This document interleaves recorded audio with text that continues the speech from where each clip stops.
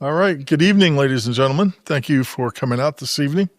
Small group, but I'd like to press ahead anyway. Just number one, so we break the inertia of rest. This is our first time doing the Waterworks board, so breaking the inertia of rest at that time. But also, secondly, to get this recorded so we can share it on our website. So again, thank you for coming. For those of you who I've not met, I'm Ted Davis. I'm the chairman of the Governmental Affairs Committee for the Leavenworth Lansing Chamber of Commerce. Our purpose this evening is to give the candidates for the Leavenworth Waterworks Governing Board an opportunity to talk with voters. I want to thank the Public Library for hosting us and my team, Kelly Butler and Jeanette Laby, for helping the setup, and Denny Davis for being our timekeeper once again. I want to welcome our candidates, Richard Gervasini, thank you, sir, Eric Price, and Ronald Grossman. Kamala Lenhard could not join us because she's out of town, and I'm not sure what happened with Eric Peterson. He said he was going to be here, but obviously not. If you haven't already, please silence your phones. If we have any disagreements, please be civil as we talk with each other and talk with the candidates. Let me go through the flow. We're going to give you each a 5-minute introduction. Introduce yourself to the voters. Then we'll go through the chamber questions. You'll have 2 minutes to answer those, and then audience questions. The flow, again, is that 5-minute introduction. When we ask questions, you'll get 2 minutes to answer my questions, 2 minutes for the audience. Timekeeper, you'll get a 1-minute warning, a 30-second, a 10-second, and then stop. Any comments or questions before we get started? Candidates, all set? Eric, would you start us off with your introduction? It's very strange to be on this side of the room. I'm usually back there behind the camera. First of all, I'd like to thank the Chamber for putting this event on for us. And I would like to thank my fellow candidates for being here tonight. I think it's useful for the community to hear from us, especially since the Water Board hasn't really gotten a lot of attention in the past. And of course, I would like to thank the folks that have joined us in the audience tonight. It's good to be an informed voter. And hopefully the discussion that we have tonight will help you make your decision when you go to the polls in November. My name is Eric Price, and I am running for a seat on the Leavenworth Water Board. My wife and I moved here 20 years ago. We both retired from the military in 2010 and have continued to try to serve this community through participation in various civic groups and charitable organizations. We both think that Leavenworth is a great place to live and to work and to raise a family. When a citywide celebration several years ago referred to Leavenworth as America's hometown, we believed it, and we still do. My decision to run for the Water Board is not because of concerns about anything that the Waterworks is doing or not doing, but rather my desire to assist them in meeting some of the challenges they face in terms of revenue generation, infrastructure improvements, and also hoping to help improve the ways in which the Waterworks informs the citizens of Leavenworth about both their challenges and their successes. And the department is facing challenges. It has not fully recovered from revenue losses that occurred around the time of the pandemic, including the closure of CCA. These revenue challenges put at risk the ability to maintain and improve the city's basic water infrastructure. Simply put, we need to sell more water. There's also the significant long-term cost associated with the North Water Plant's access to Missouri River water and expansion of the South Plant, both to make up for the North Plant's limitation and to improve its own resiliency. At the same time, the Waterworks has had its share of successes. In recent years, it has reduced water main breaks across the city by about 2/3, in part through improved proactive maintenance, not just going in and fixing the portion of the pipe that is broken, but trying to replace pipe while they're in doing that in order to reduce the amount of work needing to be done. They've continued to retain their most skilled workers despite wage pressures from larger surrounding municipalities. And they continue to find manpower efficiencies in order to devote more of their revenue to their primary purpose, which is water delivery. and thus minimize rate increases even in the face of cost increases that in many areas are outpacing inflation. I think most of our citizens do not fully appreciate how much our waterworks does with so little.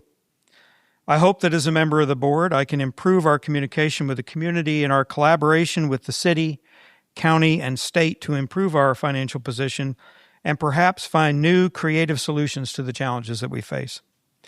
Again, I thank you all for being here tonight and having us here as well, and I look forward to the conversation. Thank you, sir. Richard. We'll have the right speaking page. Yeah, because we're in the end address. Okay. As a little sign here says, my name is Richard Gervasini. Could you speak up a little bit? I normally go by Dick. The only one that used to call me Richard was my mother, and I knew I was in trouble. The Army sent me here in 1978 to teach at CGSC, and I stayed in the Army until 1984. We decided that we were not going to move our kids from either junior high or high school, and I was able to find work here with the BDM Corporation.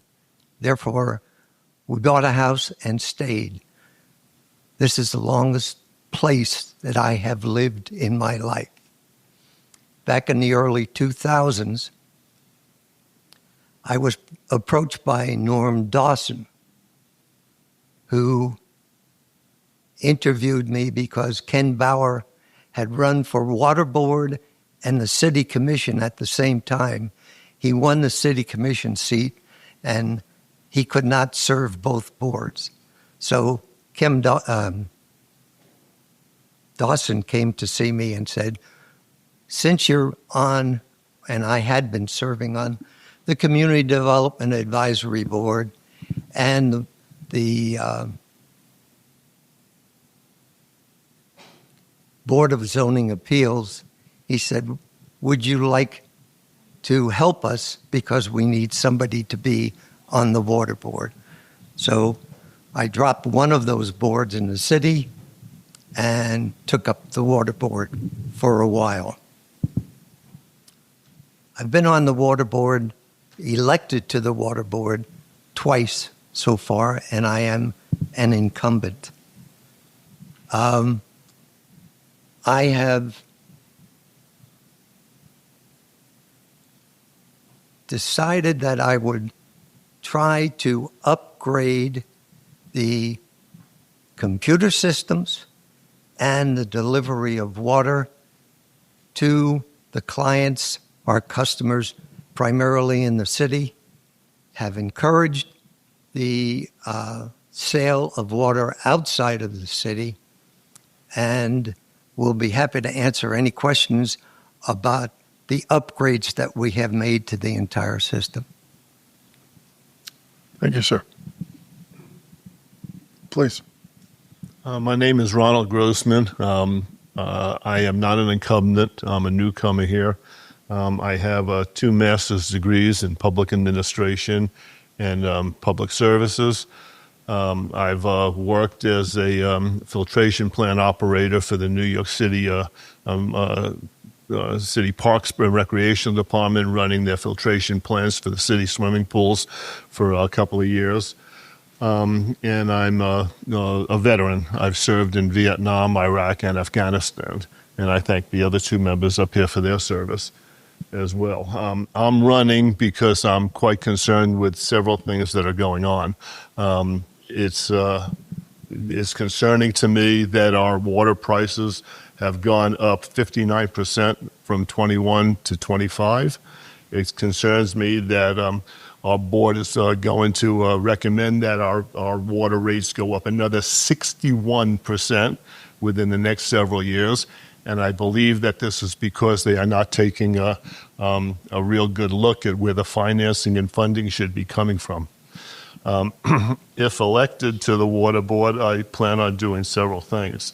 The first thing I'm going to ask that they do is propose a job description. It concerns me that no elected officials on the water board or anywhere else have an actual job description that you could hold them accountable for. When I asked what my job description would be, I was given a list of 57 laws that I have to comply with. But not a single person can tell me why we don't have job descriptions for elected officials. I intend to vote against any and all increases. I think that the $60 million, $57 million plant that we're proposing can be paid in other ways. I think the federal government needs to step up. It concerns me that 54% of our taxable property here is not taxable because it's federal, and that the rest of us are all paying and footing the bill for Fort Leavenworth. I don't think that we should be doing that. I would propose that we hire a full-time grant writer in order to contract out for somebody right now. It takes 3 or 4 months before they even come on board. And grant writers can be paid through outside sources as well. And I intend to take a good hard look at why we're paying for any water. I believe in the Constitution. I believe in life, liberty, and the pursuit of happiness. And nothing makes me happier than a hot shower or flushing my toilet without having to pay for it. I think that's just absurd. I've heard both of the candidates say how we have to sell more water. We shouldn't be selling water. I mean, it's something that we need in order to live. So it should be provided, and there are ways to provide it through other alternative means. But my biggest reason for running is because of these absurd increases that are being proposed. 59%, 61%. I mean, if you vote the incumbents back in, you're voting for those increases. My pledge to you is that I will not vote for any increases, and I will find the money, and I find other ways to pay for it. I'm a citizen of Leavenworth. Like I said, I'm a military member, and I'm here to make a difference. Thank you all for coming. Thank you, gentlemen. Please go ahead and you can answer the question number 1 first. Question 1. The Waterworks Department needs a board of directors that helps make strategic business decisions. What qualifies you to assist in strategic business decision-making, and how will you avoid muddling in daily operations? What is your business sense for making wise decisions? Ron, would you please start? Sure. My business sense is kind of simple. I would provide guidelines and monitor the end results. I would also explore all available options and be flexible with whatever road we take, especially options in funding a $60 million water plant that we've seen coming along for so long. I like to let things play out unless I think there are safety issues and things that are going on. As owner and CEO of a concierge mental health and substance abuse company that has been very successful, I have written grants, I have planned grants, and I have led the way in providing solutions to government agencies and other places without charging the taxpayers additional money. As a military officer, I was also charged with running a lot of operations and a lot of plans where the same thing was being done there. Like I said, as the senior filtration plant operator for the City of New York Parks Department for a while, I'm familiar with what goes into that issue there. So that's good. Thank you. Please, Dick. Okay, I approach this question a little bit differently. The best way to satisfy our requirements in the city and on the water board is that you hire an experienced professional engineer and give him guidance and direction on what needs to be done. We have done that. we don't, as a board, get into the weeds of decision making.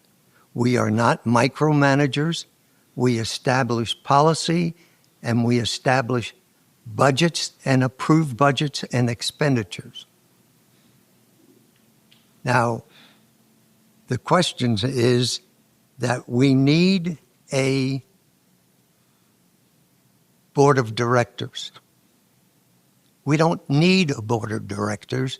In the 1930s, the state dictated by law that we must have a board of directors, because before that time, the waterworks were under the city, and the citizens of Leavenworth took it away from the city and gave it to the Waterworks Board.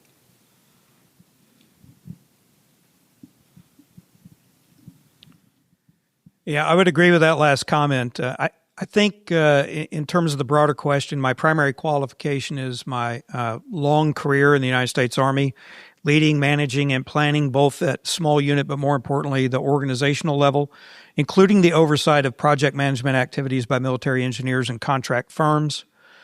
I've managed the equipping, training, movement, support, and funding of organizations of hundreds of people and multi-million-dollar budgets. In Iraq, I oversaw planning, development, and execution of construction projects by contract partners and was involved in the prioritization of those projects to maximize return on investment. I also have more than a decade of operational and strategic planning for the Army, which meant that I have remained focused on the big picture and the goals of the organization while providing only the detail needed to enable smaller subordinate organizations to execute day-to-day operations within that larger vision. So what does it mean for something like the Water Board? It means that as a board, we set realistic goals in collaboration with the general manager and the department heads to improve revenue streams and reduce costs, and then assist them in securing the resources necessary for achieving those goals.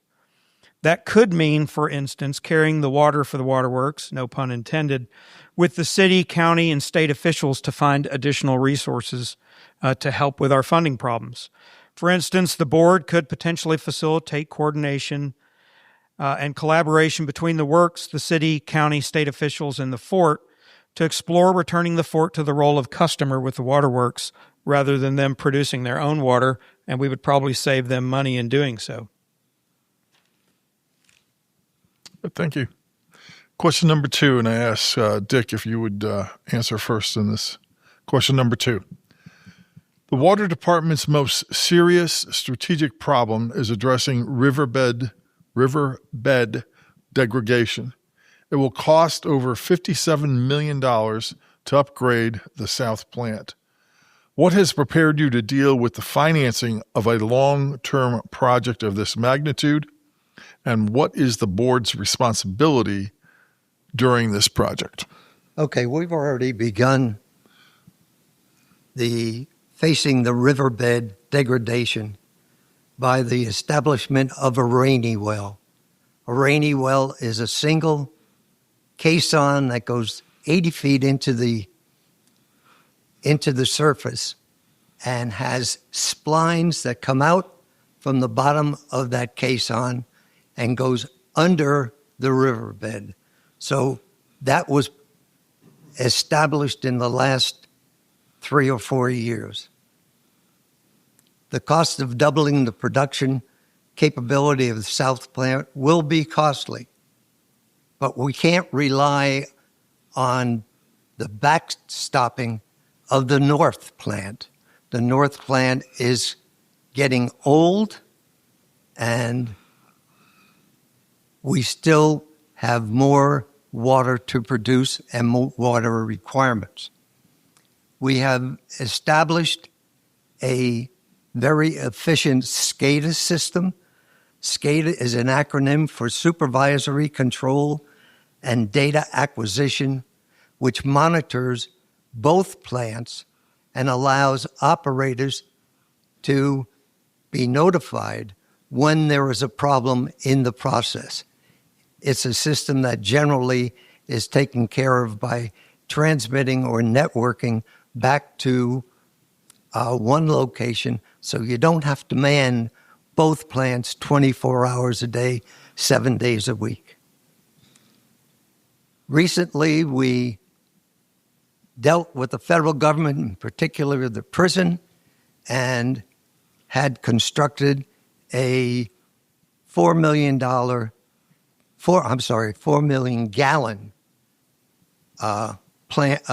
tank that will be in operation.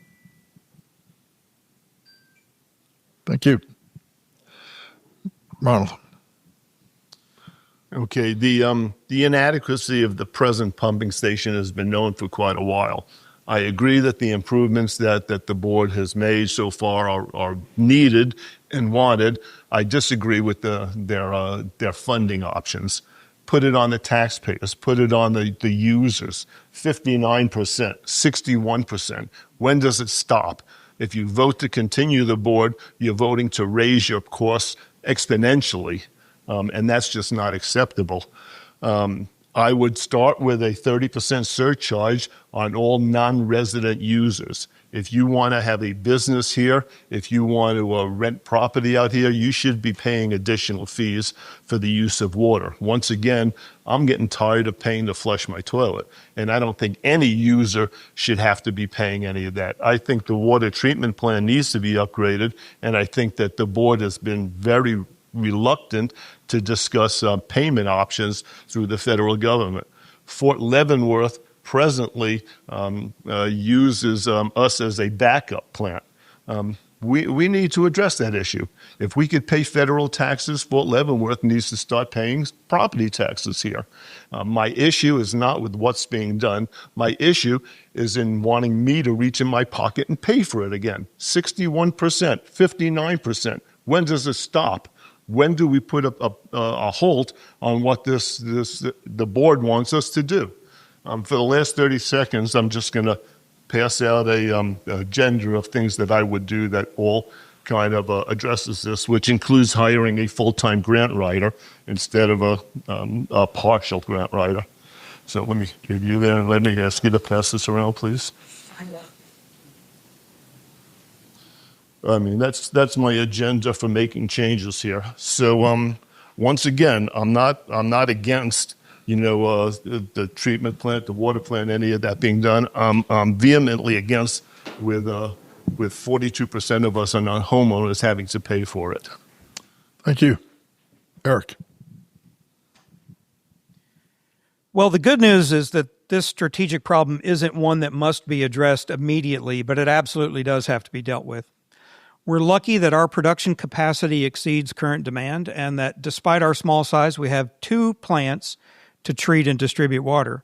But that redundancy is not a luxury, but a necessity because the north plant only operates partially and because the south plant only has a single treatment train, which means if there's major repair work that has to be done on the south plant, it has to be shut down. So our 2 plants that we have right now essentially function as a larger dual train, treatment train plant in a normal municipality. As a board member, I see our role as a partner to the general manager and the departmental managers. They have the necessary expertise to develop the appropriate scope of work, requesting bids and potential sources for grant funding for such projects.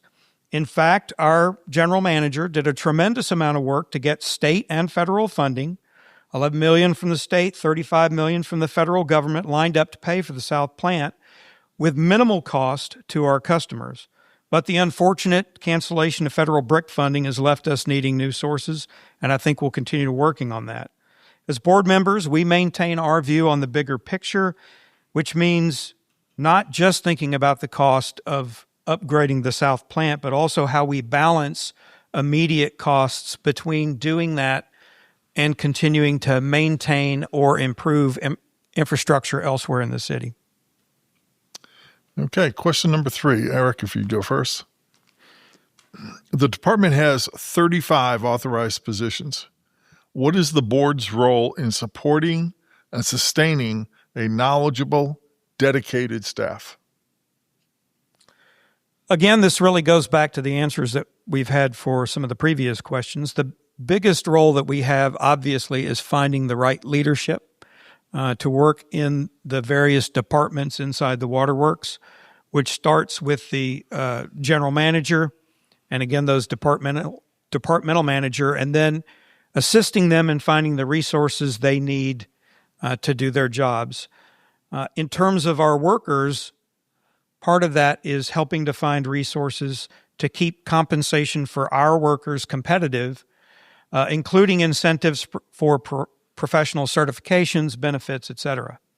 Like other entities in the city, it can be difficult to retain workers here because of the better pay scales in some of the larger surrounding municipalities.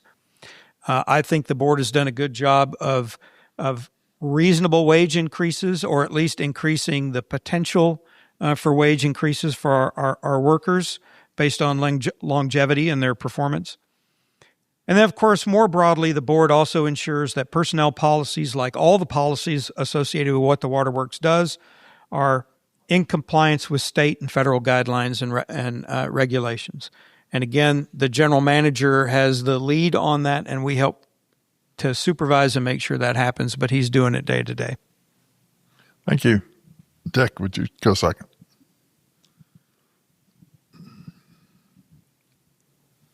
We must, as previously mentioned, offer competitive salaries and benefits. If you start somebody in a water treatment facility at $19 an hour, you're competing with Walmart. So there are not sufficient people out there. So the biggest benefit that we offer in addition to a salary is a medical package.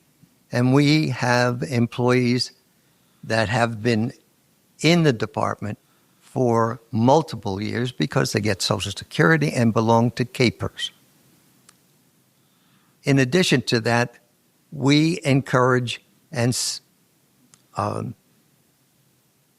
offer them licensing requirements, especially the people that work in the different treatment facilities. Now, when you lose an employee and you bring someone new on, you have a training problem.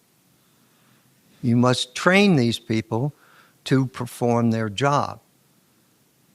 When you're in the training mode, you're losing two people.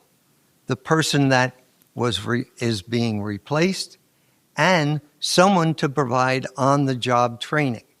And it normally takes anywhere between 3 as much as 9 months to get that person trained to perform that job efficiently. So retention is an extremely costly and should be important job of the staff.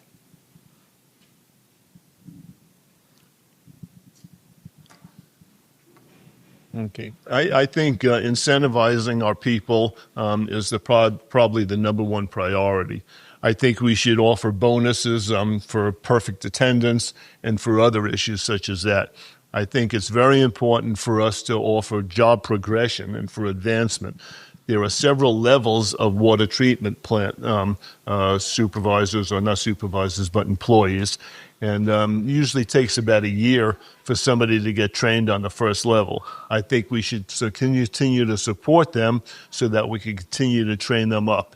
And I think we should bring assistants in, maybe at a lower level, in order to help in the training process, and we can incentivize that by offering them full-time employment somewhere down the line.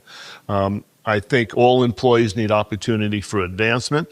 I think they need to have competitive wages, and we could do a status check on that to see if we're in line with what the other cities are providing. But we're providing very good incentives. We're providing excellent benefits, excellent medical, excellent stuff like that. And a lot of that, unfortunately, can be cut back on a little bit by allowing them to receive benefits through the federal government as well. We don't have to give them, 4-star ratings to work in Leavenworth like that. I think getting a paycheck nowadays is incentive enough for a lot of people. So I'm not in favor of overpaying people, but I think we also need to look at an issue with our overtime and stuff like that. I think our board members need to all be certified as line operators as well, and maybe work, for a day or two a month doing these jobs or following people. All right, Ron, if you go first, and question number 4. How can you support the public relations effort when dealing with serious problems or, if necessary, justifying increased rates? Once again, I don't believe there are any excuses for increasing rates, period. It is not a question of selling water out there. It is not a question of us being mandated to be hooked into the city water system and being the one-time server. There have to be alternatives to it. We could change the laws through the city council so that people can put wells in their backyard if they so choose to do so and not have to pay 61, 59% increases and having guns held to their head, which is what we're doing. This is a critical problem. It is not something that could wait. It should have been addressed years ago, and maybe if we had a fund put together or a bond issue put together, we wouldn't be looking at $57 million that I'm going to wring out of a taxpayer that has no choice but to buy your product or nobody's product. How dare this water board, run what I believe to be a socialistic or communistic approach to what's going on. Buy from me or don't get any water. Don't flush your toilet. That's exactly what you're hearing. You can't take a shower unless you're hooked up to city water. That's not what I fought in Vietnam, Iraq, and Afghanistan for. I want to flush my toilet, and I don't want to pay for it.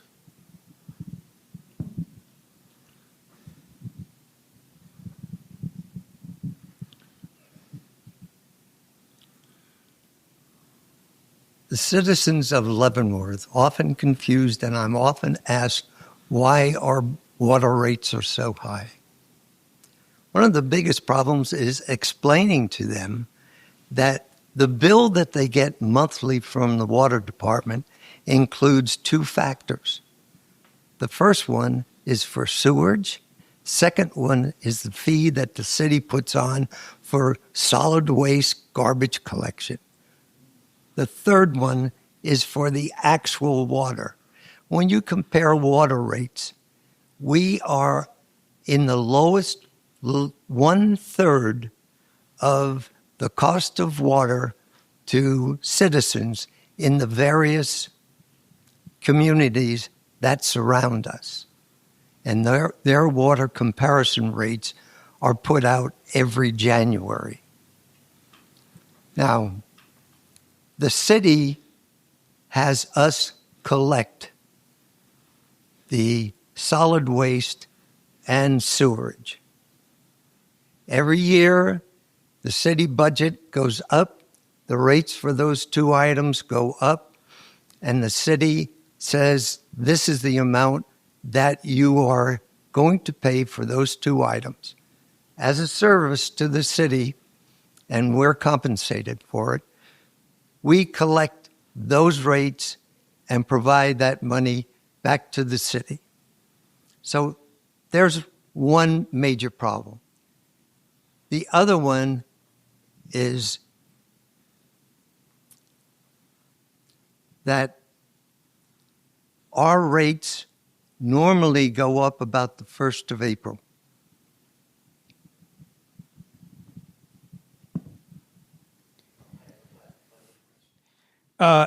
As Dick mentioned, my own discussions with members of the public suggest that many don't understand the relationship between the waterworks and the city or how our operations are funded. Many people seem to think that we're recipients of a portion of the city's tax receipts. We are not. We do receive money from the city because we provide billing services for the city's collection of sewer and trash fees, as was mentioned. But the city does not fund the operation of the waterworks. We do that through the sale of water, the vast majority of which, over 70%, is commercial water sale. So wholesale to the car washes here in town, to Core Civic if they come back, and things like that. Less than 30% is is funding that comes from the fees to get your water service turned on and the consumption of water by residents in the city. One of the reasons that I thought about running for the board was because I'd like to see the waterworks explore ways to better inform citizens on the work that they do. And not just for the serious problems or rate changes that you mentioned, Ted, but also to hear about the work that the team does every day to maintain and even improve our storage and distribution infrastructure. I think people don't have a good appreciation for what 35 people in this city do to keep everybody alive by keeping water in our homes. And I would like to see that maybe change. The board meetings are open to the public, but I suspect most don't feel compelled to attend in the same way they do sometimes with the city commission or the county or the school board. It might be worth considering recording meetings and having them posted online or producing a summary rather than just having them read the board minutes. I think Rebecca Hollister, who's running for city commission, her 1-minute summaries of the city commission meetings have been an excellent vehicle for communicating a lot of information in a very short period of time, and that maybe we could do something like that in the waterworks. Thank you, gentlemen. Those are my 4 questions. I'll open it up to you, the audience. Please have a short introduction to your questions, but get to the question. And please ask questions that all 3 candidates should answer. Questions? Yes, sir. First, I'll introduce myself. My name is Harold Peterson. I'm a combat veteran in that, and I did serve in that faction in New Jersey with Echo Company 2nd Rangers. I have basically been Europe, South America, and the Middle East. My question is safety. Now, one thing in that hasn't been addressed is the state is planning on building a coal plant, and a lot of the waste is going to go into the Missouri River. Now, once that happens, how are we going to basically check to make sure that water is safe for us to even wash or consume? Because contaminations within that water, and I've seen this in South America, kills people. Thank you, sir. That's a great question. I just toured all of the facilities on Monday. The general manager took me around. I got to see the north, the south plant, the new tank that went up on Mount Olivet, and the wells that we have down in the vicinity of the south plant, including the horizontal collection well that Dick was talking about earlier. The fact of the matter is that right now the river water is pretty clean. Obviously we treat all the water, the water that we're taking from the river and the groundwater that we're taking in the south plant. And the treatment and testing of that water is done, near continuously. We do not have a certified lab at the plant, but they do their own internal monitoring, during the treatment of water every day. And then we routinely send samples off to have them treated by a certified lab to make sure that we're in compliance with the water standards that have been established by the federal government. Thank you. He has adequately answered. The only other thing is about 1 trillion gallons of water flow by Leavenworth every year. Now, as to where they're going to dump the refuse, that this coal. Yeah, they've been talking about it, and that they so far that have passed that, and it should be in that operation within the next couple of years. Problem is once that spillage goes into, and it's going to go into the Missouri River, and it's going to come by. Okay, it's going to go up north and then come by us. And the natural filters that are in the rainy well or collector well, as was mentioned, will help. But we have to sample our water and send it to a Kansas State laboratory for testing continuously. And the SCADA system that we have tied to both the north plant and the south plant will alert the operators to that if there is any evidence of any problem happening.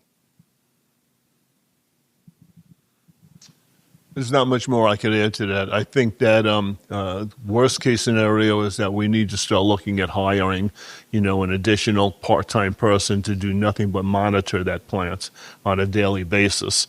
I think only by monitoring them and having somebody out there doing it on a daily basis, reporting directly to the city council, the county council, and to the Waterbrooks is going to do anything. But I think that would call for us to increase our oversight of what's going on there. I'm not saying that an in-plant manager is appropriate at that expense, but I think that we should have a part-time manager, and I think we should petition the higher-ups or whatever to make sure that that's funded through the operators of the coke plant.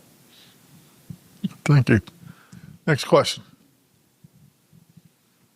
Yes, ma'am.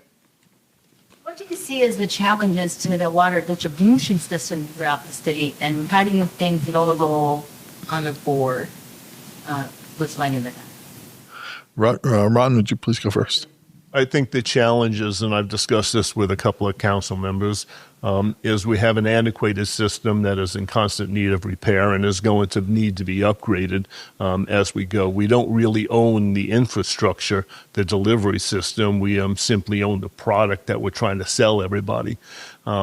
So I think we need to have a plan that's going to take us 10 years in the future and not wait, for this to drop on us like the $60 million thing we have now. So in short, I think that the whole thing is the infrastructure, which we're doing a good job on maintaining it and fixing it now. I think the manager down here at the water plant, at the water treatment board, is a godsend. He is absolutely wonderful in what he does. He's absolutely wonderful in keeping people on track. But even he'll be one of the first ones to note that the infrastructure is going to be the biggest problem, and we can't wait to fix it like we did with the subway systems here and the tunnels and the streets that we had to dig out. That's something that we need to have a committee look at right now and start putting in place. We need to get the funding in line for that, and we need to get promises from state and local officials to fund part of that. We have approximately 197 miles of piping in the city, in the ground. For the last 10 years, we have been upgrading the system at the cost of approximately $1 million a year. In that time, we have only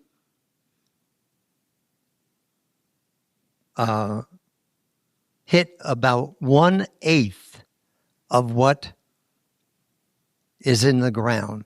We had a regular program since about 2015, 2016 to renew the piping that was most responsible for the local and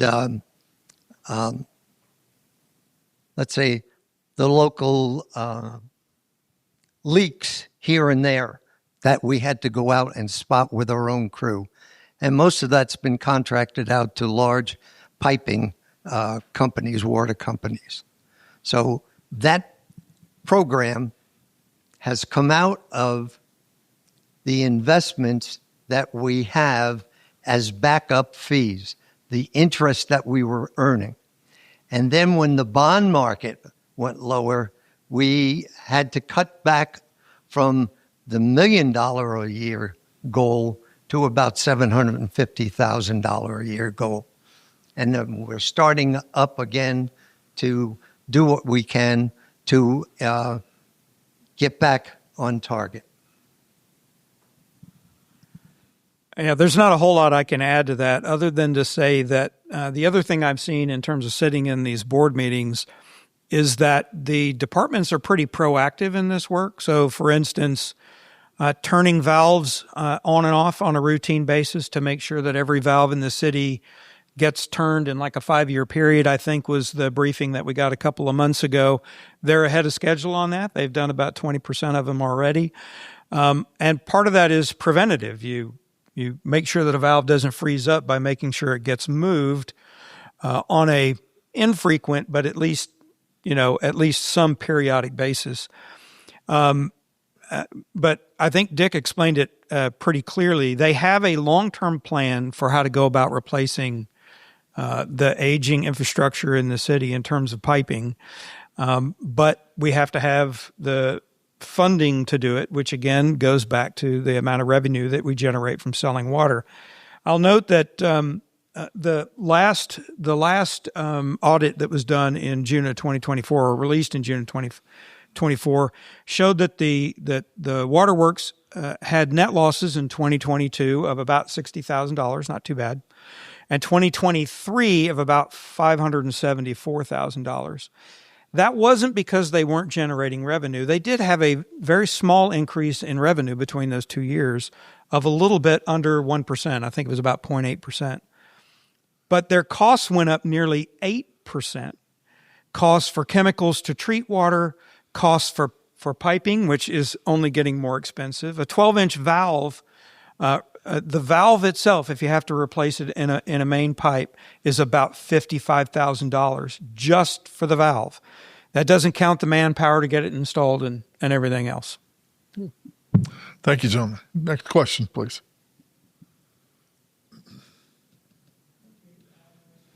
Please. All four of you look at everyone. You guys know that there is an MOS for basically giving this water treatment and such. There are so many veterans out there that were in need of that MOS that can basically net.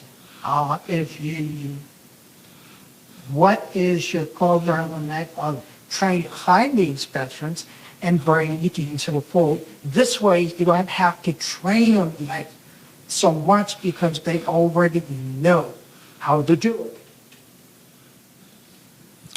That's an interesting question. I haven't really thought about that before. I will tell you that before I joined the Army a very, very long time ago now, I spent a couple of years working at an engineering firm in Little Rock, Arkansas, monitoring wastewater. So doing the EPA testing on wastewater for our customers that we were building water treatment plants for, holding tanks, holding ponds, and the like. And even the wealth of understanding that I had then is only partially transferable to what our waterworks is doing today because there have been so many changes in the law and compliance procedures and the like. So I think that would be an interesting thing to explore, to maybe bring veterans in who could maybe help to mentor folks, especially in terms of whatever management skills they have from doing that work in the past. The nature of the work itself, at least on the compliance side, is probably a little bit different than what they would have experienced in the Army. I think the problem is the fact that the Army system in the quartermaster era that's responsible for water purification is reverse osmosis. They're not using reverse osmosis? Several. Okay, but that. yes. Also others and have other systems and that, because I know that it's the fact that all I know is in South America and also the Middle East, they worked on basically building troops. But your age and my age, based on the color of our hair, are probably close. And I saw in Vietnam, they were starting to use reverse osmosis. Now, to convert a system like ours to reverse osmosis is very, very expensive. And coming up now is going to be even more expensive because of its reliance on the cost of electricity. As far as I know, there's no programs to actively recruit from the military. I think that that's something that needs to be looked into, and we need to put active feelers out there to the recruiters on the base offering these job opportunities. We're not advertising them enough. We're not advertising them at all, as far as I know. But I do agree that the job, even though it's an MOS there, is really, really different than what's required here. But it's no reason for us not to actively recruit military members to come in. I mean, the nice thing about doing that is that if we happen to latch on to somebody who's got a 20-year retirement, we don't have to pay them medical benefits. They already have it. So we could cut expenses by recruiting people who already have those things. Okay. On each post-camping station in the United States, there is an office that has an opportunity for either people getting out before they retire and people that are retiring. And the local offices have been approached to recruit locally. And also we have a member on the board that is working at Fort Riley, and he helps us in that recruitment. Either of you want to say something?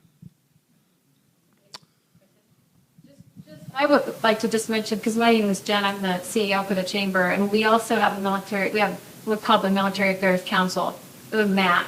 So we work with posts, and then we also work with what Mr. Gervasini was talking about. Did I say it right there? Yes. It's called TAP, Transition Assistance Program, and they work. I know that. Okay, well, they work directly with hiring our DRS through the U.S. Chamber. They're what we work with through the chamber, but we do those things with the. The problem is I'm running into veterans and that with those qualifications and that are basically have served 20 years and more that are totally disabled, but nobody has approached them. Yeah. Thank you. Okay. Let's go. Let me move on to the next question. Terry Lewis, did you have a question? Terry Lewis, firm in Register of Deeds for Leavenworth County. Just curious, if you hear from terrorist attacks that they do history on water supplies, and I don't need to know a full detail, but should that ever happen to our water system, how am I as a citizen notified when over owning or I'm just curious about what defenses in place of the plans are in place to protect them. Richard, would you start us, please? Number one, the new bridge that's coming in 2020, let it go there, wherever that new bridge goes. We have been dealing with the people at KDOT, reference the security aspect of that bridge encroaching upon the North Water Plant and the security of the North Water Plant. Now, to go back to how would you be notified to contamination in the water? When you sign up, you give us your email, and we have the capability of notifying you by email and local broadcasts to notify people of a possible contamination. Yeah, I think that's the right answer to the question, that we obviously have a capability at the waterworks to do notification, but we would also be notifying the city manager and emergency services for the county, and the county would be doing notifications as well, just like they would if there's a flood and we have a boil order because of flood in hitting the sewer treatment or the water treatment plants. So that's how we would manage that. I really don't have anything more to add to that. To be honest with you, I don't know how we get notified. I've never seen any blips come across my screen saying that this is a test message or anything else like that. So I don't know how we get notified, Terry, to be honest with you. But something I will look into and see if I could come up with a policy or procedure to make instantaneous notifications if and when. Not even if, but when something like that does happen. Any other questions? One more question, if there is one. If not, gentlemen, you've got 1 minute to make your closing statement. Richard, since you got the mic, if you'll go first, please. Okay, I think you've heard it all before. You have my agenda on what I'm planning on doing. This is not a question of whether we have a good system in place right now. It's a question of just what our rights are. Why do we have to purchase from one supplier? If we don't purchase water from Leavenworth, then we can't have water. And this been dragging on for a long time with this 60 million, 57 million, whatever we want, and we're just simply not applying for the appropriate grants. We're not hiring the right people. I think we're just sitting back, resting on our laurels, just waiting for it to come, and we're just going to pass the bill on it, just raise your rates and raise your rates. Taxes are ridiculous, and they're going to continue to go up, and we need to be proactive.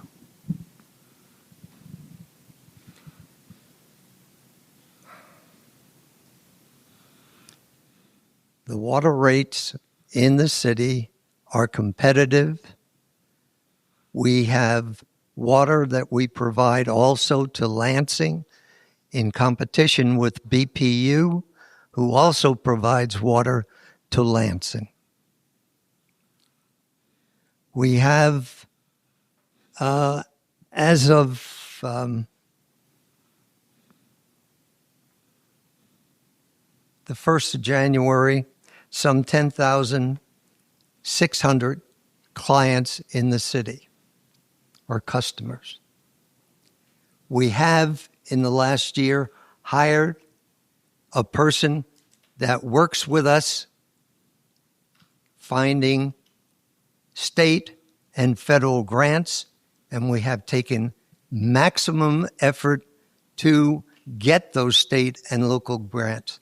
So contrary to what has been said, we do have works going on in that aspect. Yeah, as I said at the beginning, I think most of our citizens don't fully appreciate how much our waterworks does with as little as they have, both in terms of revenue and the number of people they have working there. So I hope we can improve communication with our community. And I think this question about rates is a good example of that. Our rates do remain low in comparison to other water utilities in the region, especially municipalities of our size. And I think if you look at the record, it shows that the board works hard to balance revenue requirements with local economic conditions, like the median household income index as a metric to ensure that rates don't exceed the national standards associated with rates and household income, which is 2% of your household income should be the maximum rate you get charged for water. Gentlemen, thank you. Ladies and gentlemen, would you help me express appreciation? All right.